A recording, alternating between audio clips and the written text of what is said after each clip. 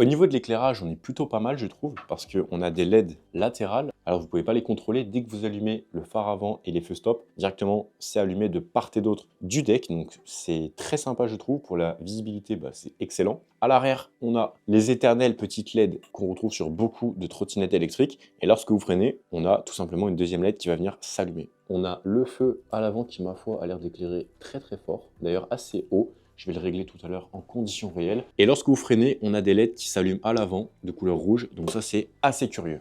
En tout cas, ça améliore bien la visibilité et je trouve ça sympathique, utile et sécurisant. À l'arrière du deck, ici, on a une sorte de repose-pied qui n'est pas forcément le meilleur type de repose-pied, mais au moins ça a le mérite d'allonger un petit peu le deck et de pouvoir positionner son pied ici. Alors au moins on n'a pas de clignotant parce que lorsqu'on a des clignotants sur ce type de repose-pied, on a tendance à mettre le pied directement sur le clignotant et du coup à le salir, l'abîmer, voire le casser. Là, c'est plutôt minimaliste, c'est pas non plus incroyable, mais ça a le mérite d'être là. C'est mieux d'avoir ça plutôt que d'avoir un deck qui s'arrête là avec directement le garde-boue derrière, parce qu'on ne va pas poser son pied sur le garde-boue au risque de le casser. Donc cette partie-là qu'on pourrait appeler un repose-pied n'est pas extraordinaire, mais elle a au moins le mérite d'être là et d'être un minimum fonctionnel.